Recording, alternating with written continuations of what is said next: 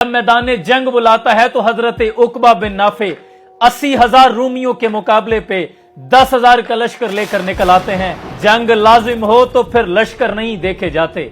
घर से निकलते हुए जौजा ने पूछा कि मैं आपको जंग के मैदान में कहां तलाश करूंगी?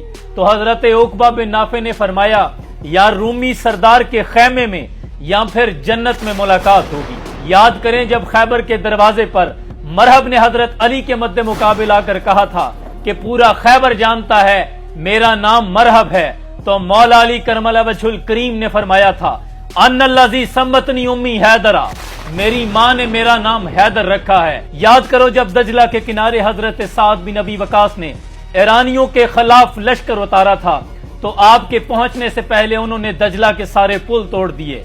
साथी ने पूछा कि हजरत अब आगे क्या करना है? तो हजरत साद बिन अबी वकास ने फरमाया, दरिया में घोड़े उतारने हैं और क्या करना है। दश्त तो दश्त दरिया भी न छोड़े हमने, बहरे जुल्मात में दौड़ा दिए घोड़े हमने। और खालिद इब्ने वलीद ने रूमियों की आंखों में आंखें डालकर कहा था कि काली सांडनियों पर सवार तुम्हारी तरफ अरब के वो शाह सवार बढ़ रहे हैं जिन्हें मौत इतनी अजीज है जितनी तुम्हें जिंदगी अजीज है। हमारे असलाफ हजरत ज़रार बिन अज़वर हैं, खालिद इब्ने वलीद हैं, हजरत तुलाह इब्ने खवाइलिद दुश्मनों के लश्करों के अंदर घुसते हैं।